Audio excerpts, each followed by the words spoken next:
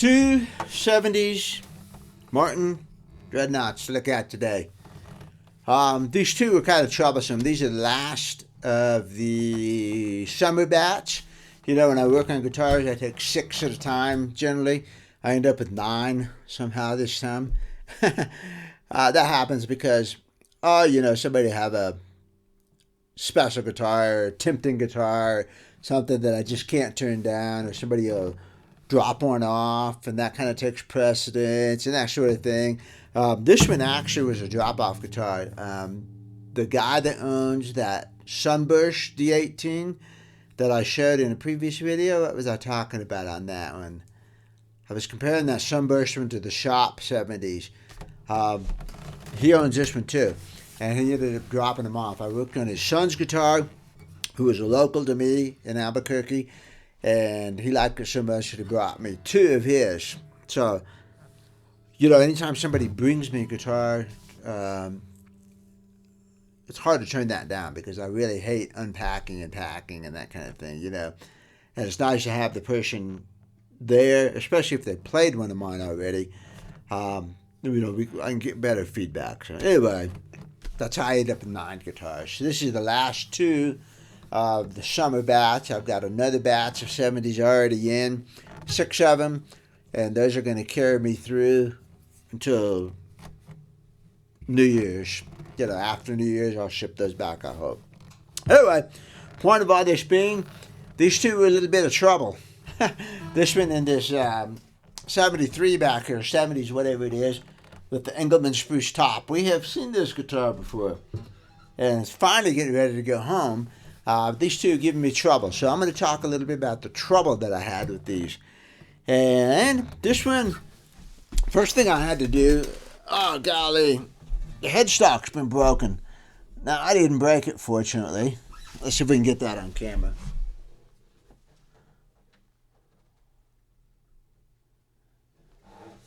And while we're up here, let's look at the heel. So this guitar had a little bit of a hard life and had these headstock cracks up in here, which I was supposed to look at, and it turned out that they seem pretty stable. They're ugly though, man. There's 1, 2, 3. I mean, this whole headstock must have just been shattered off. Normally, they'll break right here. The D35 does not have a volute. It's like a D18 in that respect. The volute really adds a lot of strength right there. That volute is that diamond-shaped thing that you find in D28s. We'll look at it on this one if I can remember. But this guitar probably fell head first at one time and snapped the headstock off. I don't know who fixed it, but they did an okay job. I'm sure that was in, I'm sure that was in pieces and there were splinters and that kind of thing.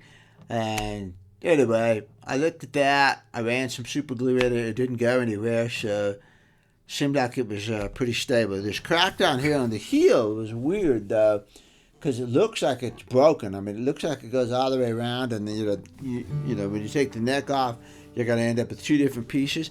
But when I got the neck off, which I did twice, I couldn't see that crack on the inside. So that's a weird looking crack, but fortunately it didn't give me any trouble. What gave me the trouble on this guitar, let's play it, okay, first. You guys like to hear it, so here's what it sounds like. Okay. People complain that I talk too much. Well, I'm giving you a lot of information. And number 2, that's why there's chapter titles on here. So if you don't want to hear the talking, you can skip forward to the playing. But it doesn't, you need to understand what you're listening to because they're all 70s Martins, So my playing is not going to vary any. We're just looking at the unique things on these guitars that I had to deal with. So, I didn't have any trouble with that crack. The trouble I had was I was going to do a new bridge, and after doing that Grenadillo bridge on the other D35 that was a couple of videos back, go look for that one, D35 with the Grenadillo bridge. The guy decided, the owner of this decided that's what he wanted too. That's a good decision, And he also wanted the 2 1/4 inch spacing, so this guitar needed a new bridge. Well, the stock Martin bridge was on there crooked. It was crooked this way, and it was crooked this way. So after I straightened all that up, and put my bridge down there in the right place, everything balanced out, the strings were off. So the strings were coming, clear off. The bass string was falling off the fingerboard, especially with the 2 1/4 inch spacing. You've got to have your strings running perfectly down the fingerboard. You got no room, no room for error.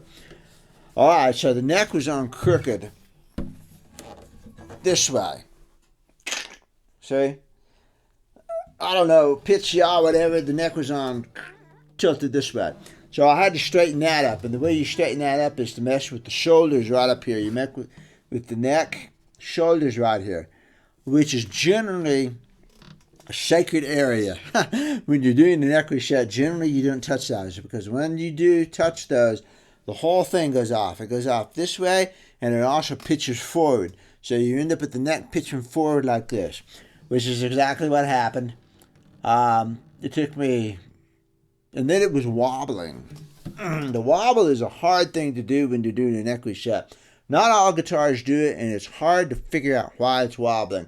But when you've got the neck and you're fitting it, before there's shims or anything in here, the neck's pretty loose, and it still should sit firmly on the body. You push it down on here, and the shoulders right here should sit firmly on the body, and it's pretty solid. So you can kind of rock it like this just a little bit, and it feels solid.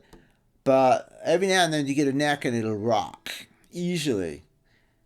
And that's not good, because it's not fitting on there firmly for some reason. In this case, it turned out that the neck tenon was hitting the mortise. So in other words, the neck dovetail was too long and it was hitting the neck block.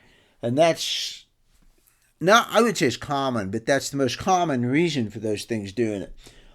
So I got into the chisel and I took a little bit off the neck block. And we're talking just like 0.010 of an inch, when you say take some wood off, oh my gosh, you took wood off. No, it just took a little bit of wood off to make it fit. And as soon as I did that, I dropped it on there, and that neck was just totally stable. It would rock this way, back, you could pull it this way, of course, and you could make it rock. But when you put it on there, the first inclination was, okay, that's stable. Previously, I'd put it on there and it would rock. It wouldn't balance right. So that's not good, okay? All right, so I fixed that. I got the neck lined up so that the E strings were running correctly down the fingerboard, and everything looked good. It went in my neck jig. Everything looked hunky-dory. Put it together, strung it up, and it was off. It was way overset, so the neck angle was back way too far, so it had an extremely tall saddle out of the bridge. The saddle out of the bridge right here was about 0.02 of an inch, which is way too tall. I mean, you want to have a fairly tall saddle, but 0.02 of an inch is almost 1/4 of an inch. Way too tall. It was just going to snap off, and it puts too much stress on the back of the guitar. It's wrong. Okay? Customer didn't pay me to do a half-ass job on his neck reset.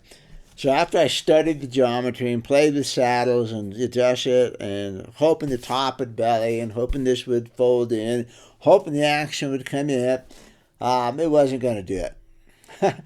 And this also, I put the dowel in the neck, and it strengthened this neck up tremendously. So this guitar has almost no relief. We used to have a lot of relief. All right, point being, I just couldn't stand it. So I went out there yesterday, actually, took the neck off again, and then put it back on. So, and one of the things I did here is I made a taller bridge, because my first bridge was a little bit on the short side. So I thought, what if I just make a taller bridge, and maybe I can make that work, with the saddle, and it just wasn't going to do it.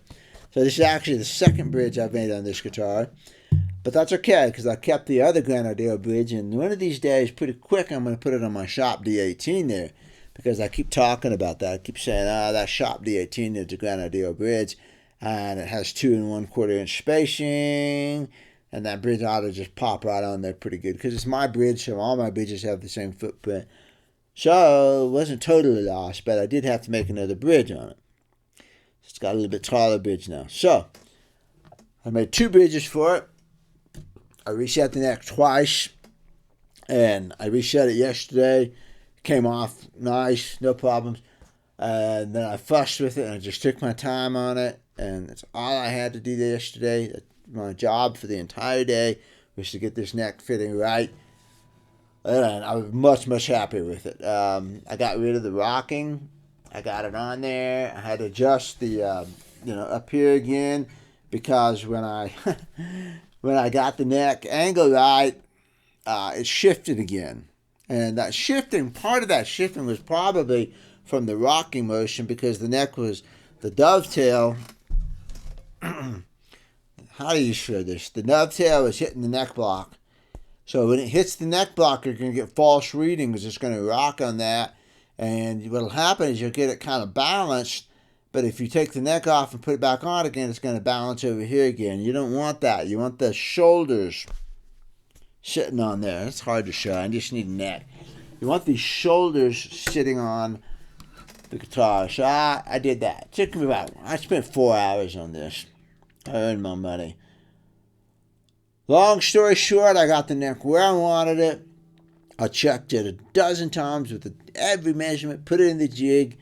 I even put shims in it, pressed it in there, strung it up under full tension, checked it again, and I ended up coming back in and taking a little bit off the back and bringing the neck angle back just a little bit more, because remember I adjusted the shoulders up here to bring the neck forward. So the saddle was too solid, so I had to do a reverse neck reset on it. When I did a reverse neck reset on it, and I messed with the shoulders again, and I have a whole video on doing a reverse neck reset. Come on, go take a look at that. When I adjusted the shoulders, I got the neck angle off again. So I was right back where I started, with the neck angle pitched forward and crooked again. And that's why I thought, this neck, I need to be patient with this one. So I got everything straightened out. Got it on there. I ended up actually having to take a little bit more off of here to cock it back. Anyway, I got it. Now I'm happy with it. The action is 93 thousandths of an inch. And I need to do one more final saddle adjustment. Here's my final saddle height. And that is about 145 thousandths of an inch, which is perfect over here on this side. And it's about 125 over on the treble. It's kind of funny that the treble is lower than that, but there it is, it's good. So here we go. Finally, this guitar, it gave me a little bit of trouble, but it plays good now. I like it. So we got Grover 18-to-1s, we got a bone nut, we've got a full Evo roof rep, got the popsicle brace out, we've got the large Indian rosewood bridge plate out. We put a smaller Amazon, I think, in this one. It's either Amazon or Southeast Asian rosewood. I don't remember. It's a hot rosewood. It's in there. It's got a Granadillo bridge. It's got a long vintage saddle. Antique acoustic Gallup pins. It's got the stock pickguard. I think it's a stock pickguard. It might have been replaced or we glued it one time, but it's flat, not causing any cracks. I think it's probably come off and been re-glued. But it's got the stock black pickguard, which is fine, because I like black pickguard, black. I don't mind black pickguards at all. It's a D35. I don't scallop braces on D35s. Nope. But it's got a small bridge plate, so every single back brace was loose on this thing. 4 back braces. They join in the middle, so to me it's 8 braces. 1, 2, 3, 4, 5, 6, 7. Every single one of them was completely, absolutely 100% loose. I glued all those up. There was an X brace that was loose. I don't remember if it was a treble side or I don't remember what it was. It was the first thing I fixed. But one of the X braces was loose. Well, that's not going to help it. So, all right, here we go.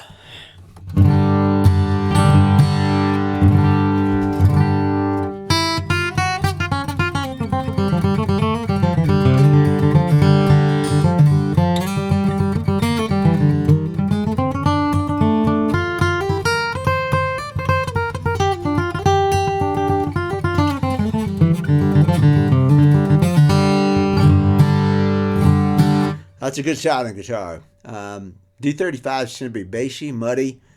Some people would call that warm, mellow. I call it bassy and muddy. I want more treble out of them. I want more bite. I don't really want to lose the bass. So I didn't do anything to lose the bass. Like probably larger sound hole, lose the bass. Bass, mid-range treble are funny things. People will say, oh, that guitar, like my Pro OMD that I did in the last video, oh, it doesn't have any bass. Yeah, it does have a lot of bass, but the mid-range and the trebles are so strong that they put the bass in its place. And guitars that are bassy, rich, warm, to me, would be muddy and lack cut. What I wanted on this was to increase the trebles and the mid-ranges again so that it bites. It's got some snap to it. I want a lead guitar out of this thing. I don't want a background rhythm machine. And so I want treble, mid-range, and bite, like a Telecaster.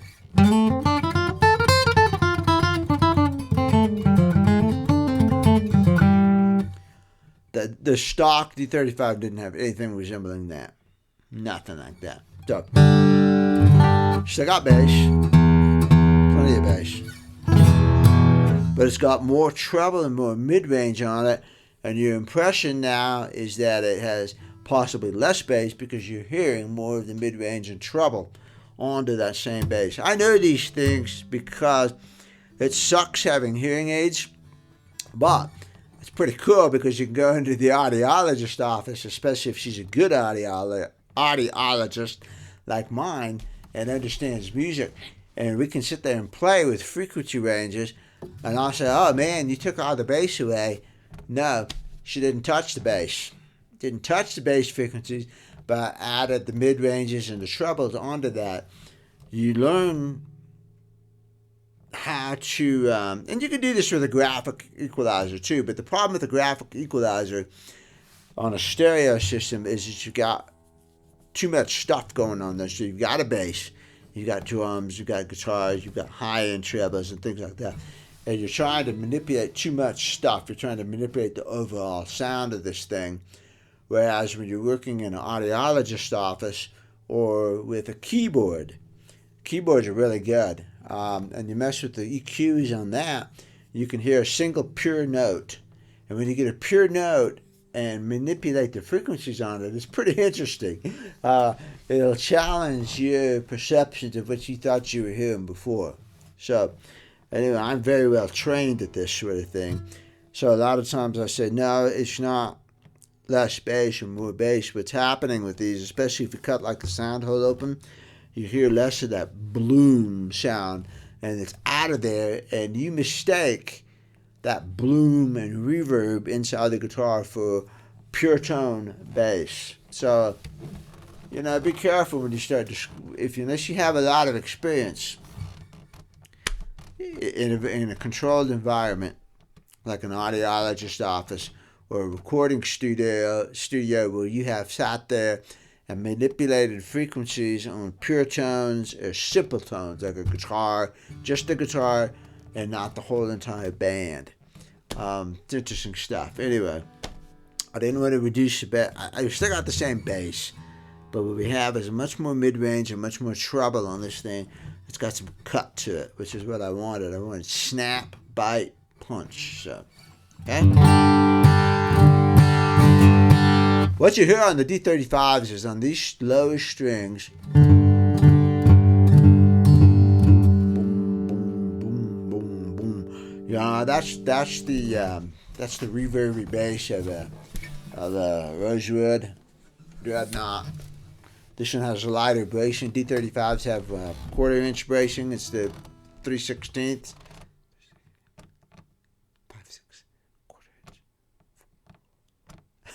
5/16, whatever it is.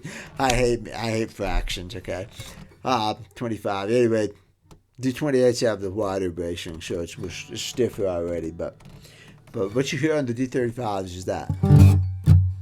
There it is. That low end percussion is still there, but you get the highs over here.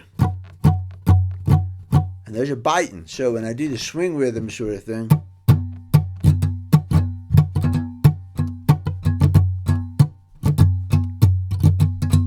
you get them both. You get that boomy, but you also get a nice sharp treble that pops out. So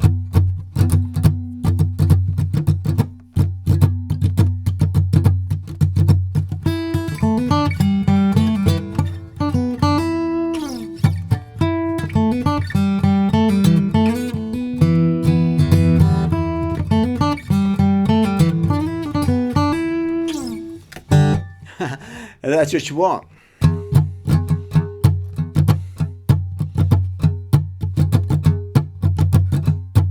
I listened for that a lot. And previously on this guitar, I didn't hear that sharp treble. I heard a whoop, whoop, whoop, whoop, whoop, whoop.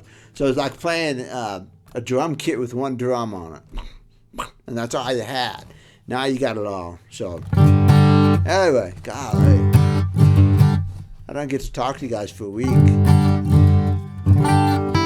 Let's see.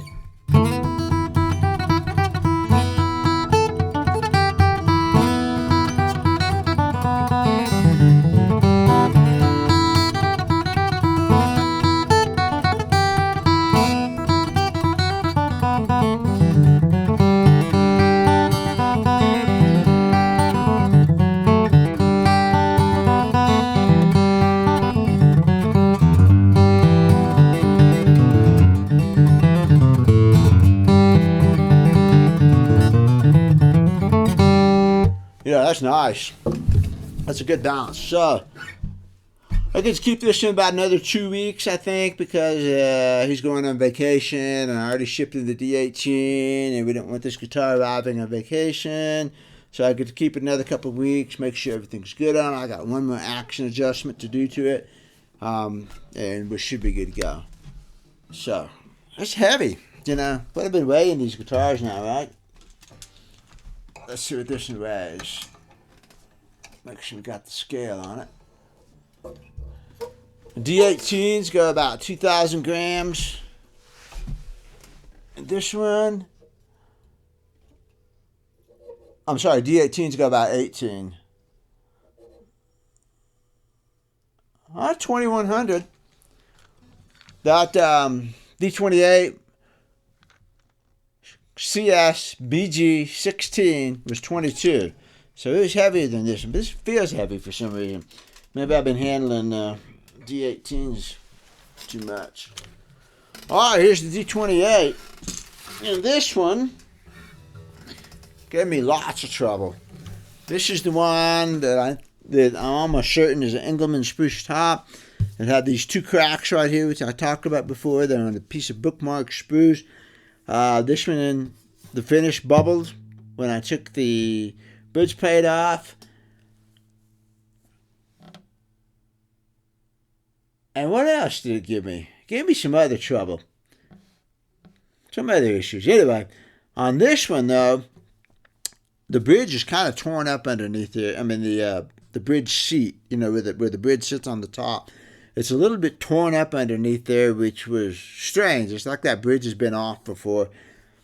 It didn't come off real super clean, and that indicates to me a softer spruce, which would be consistent with Engelmann.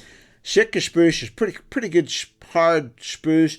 When you heat the bridge up, a lot of times you can get them off just absolutely perfectly clean.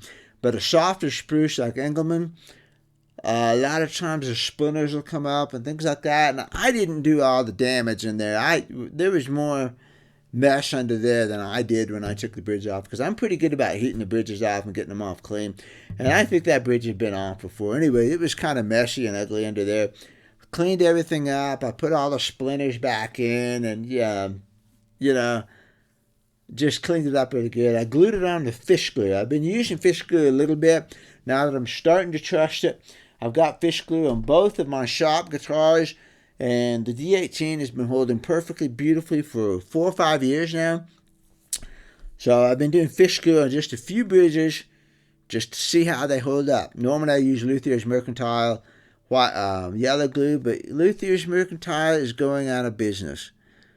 Oh, God. Who's going to make that glue? For a while, the Luthier's Mercantile glue was white, and it was awesome. It was such a good glue. And then they had some trouble with the formula, and it started getting really thick and gooey too fast. And I sent out about 6 guitars using that, and every single one of them came back because the glue failed. Then they announced that they'd had a change in the glue supplier, you know, because they don't make it in the house. Glue supplier.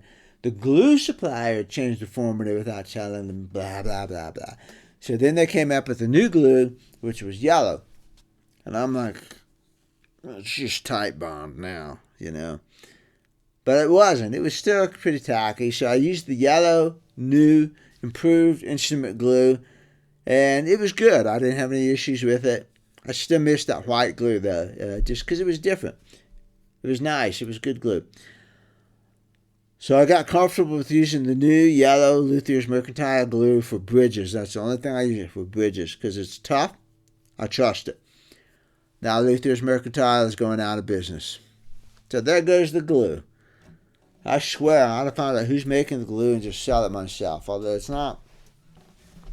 Somebody will. Because of all this, I've been trying fish glue. Because fish glue you can get from a couple of people. And fish glue is good stuff. And it's real close to hot hide glue. So, you know, people want hot hide glue and everything, even though it's not the best glue. So I've been using fish glue. This bridge held up for about a month, and I was just getting ready to ship it. And I went out there and looked, and it was coming off up here. Now, when hide glue, fish glue, animal glue lets go, it just comes off, which is nice because the other stuff will shift a little bit.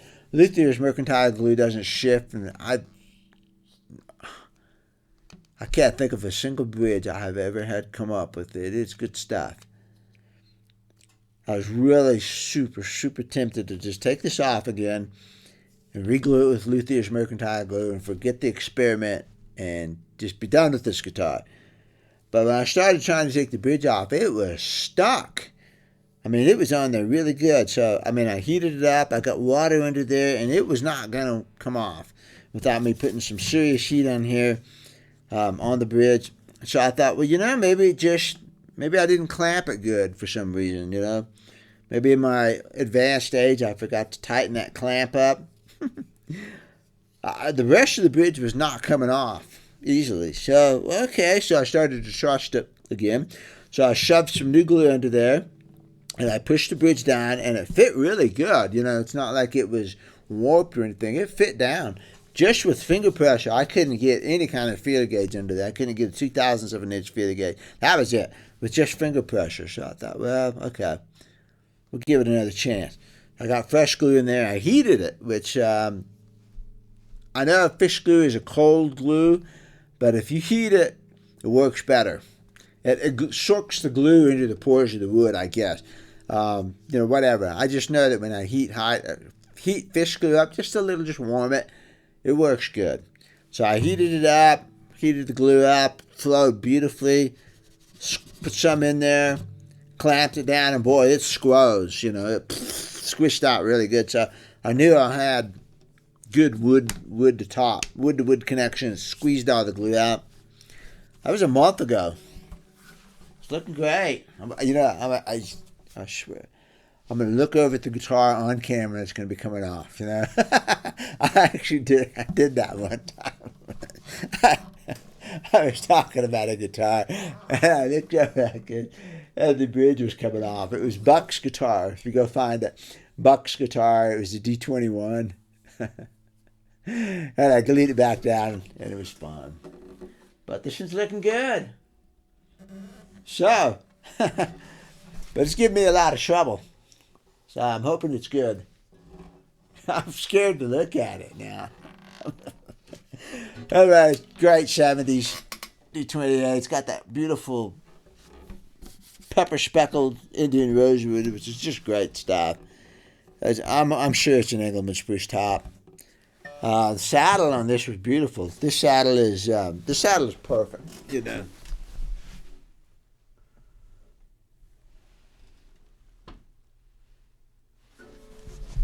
That's exactly, I mean, that's just absolutely perfect. It's even over the top, which is just aesthetically nice looking. I don't go for the evenness, obviously. I go for the action. That the evenness of the saddle is what it means is that the curve of the top of the bridge matches the curve of the saddle. And so it's just aesthetically pleasing to look down there and see a nice even saddle. It gives you fairly consistent brake angles. It just looks good. I like to see that. Although the whole purpose of the saddle is to set the action so it is what it is. Okay? But it looks nice when you look down at it. It goes, oh, the balance and the symmetry is just Cool. It's aesthetically pleasing. All right, Troublesome guitars. And nothing wrong with the guitar, you know, it's just issue that came up. But the thing is, I'm a stubborn individual, and you pay me money to fix your guitar and get it right. And so on this D35 out over here, I didn't have the neck angle right. So I went ahead, went back out, took it off, and did it again. And that's what you hire me to do. I just still laughed at the story of a friend of mine in Denver who had a Pru, and he needed a new saddle for it, and he took it in. The local tech said, my friend gave him the specs for each individual string as to what the action should be. And the tech said, "Do you expect me to put a micrometer on all 6 parts of that saddle?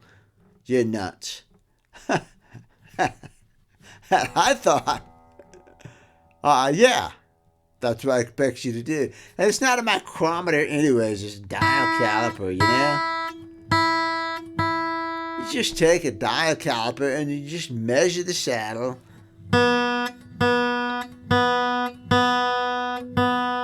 Don't be so lazy, my gosh, you know?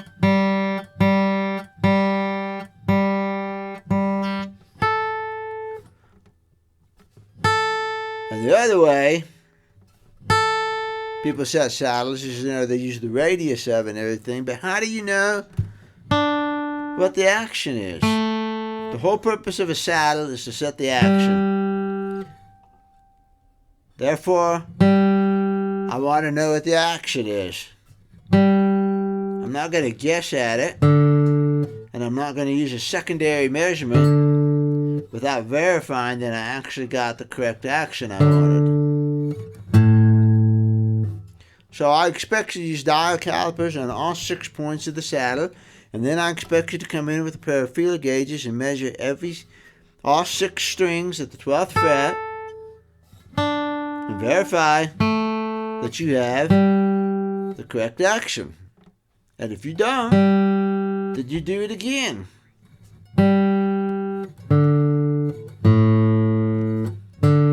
It's just like tuning here, you know? You want to be in tune. So, oh, it's in tune. No, it's not. You know, you got to check some fretted notes too.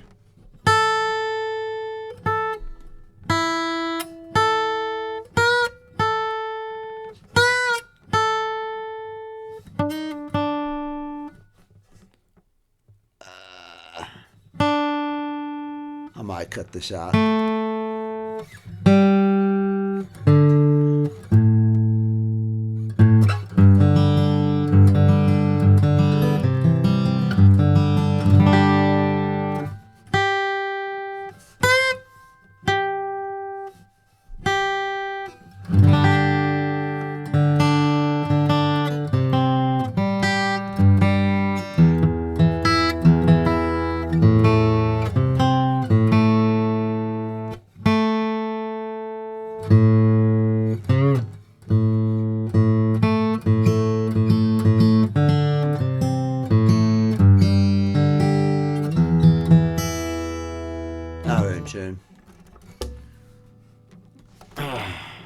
I can do it by ear too, but it's just faster with the tuner. So, yeah.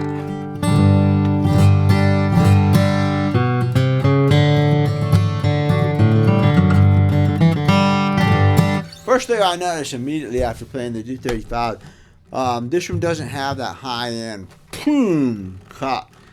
This one sounds mellower, and this is a pretty good, snappy guitar, but that Granadillo, the hot rosewood bridge, actual bridge on this D35, snap. We didn't necessarily want that out for this guitar, but the owner of this one specifically mentioned that Granadillo D35 that I did previously. He said, "Man, I want that snap." This one's a little bit more mellow guitar, even though this is a pretty snappy D28. I noticed that immediately.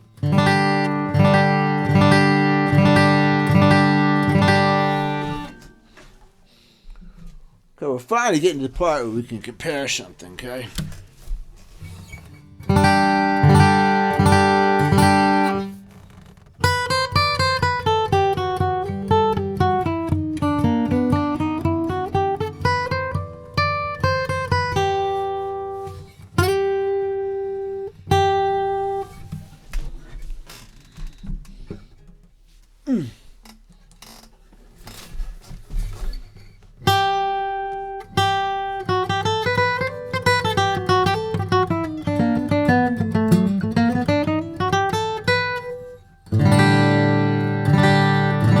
Warmer. It doesn't have the highs it does do. That can be too much high for some people too. You know, I remember doing a guitar, a D35 like that for somebody, and they said, I can't play it. They said, you gave me exactly what I wanted for, but I can't play it because it's too loud, it's too bright, and it was somebody that played sock rhythm, Texas style rhythm, you know.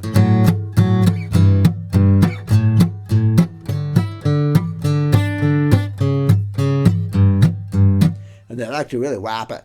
And guys that do that in Weezer, Idaho, on the Texas style fiddle rhythm, like Gibson guitars. And I understand why now that I had a Gibson guitar a while ago, because they have an automatic volume limiter in it.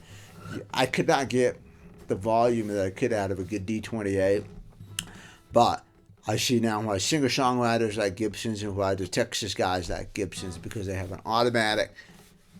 They only go to a certain volume, and then that's it.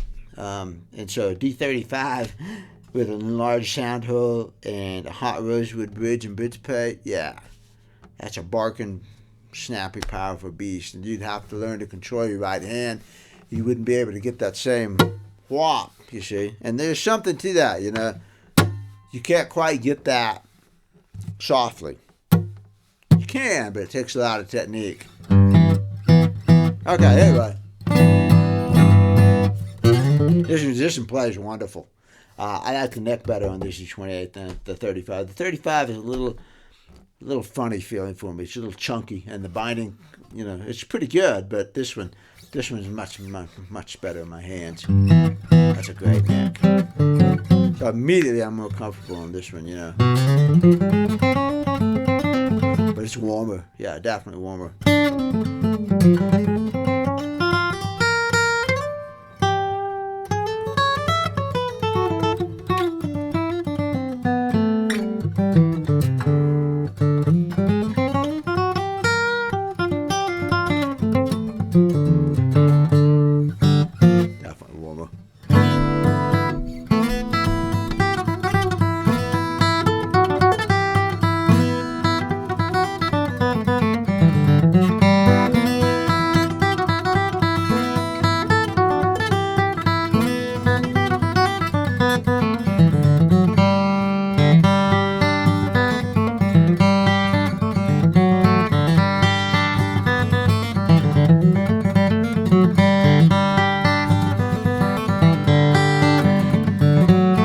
Moved my hand around because we were talking about that in one of the comments about moving your hand for tone there, and so I just playing with that. My hand wants to stay because that's where my elbow fits, and that's just where it goes, you know, and it's there. I don't have a whole lot of movement, but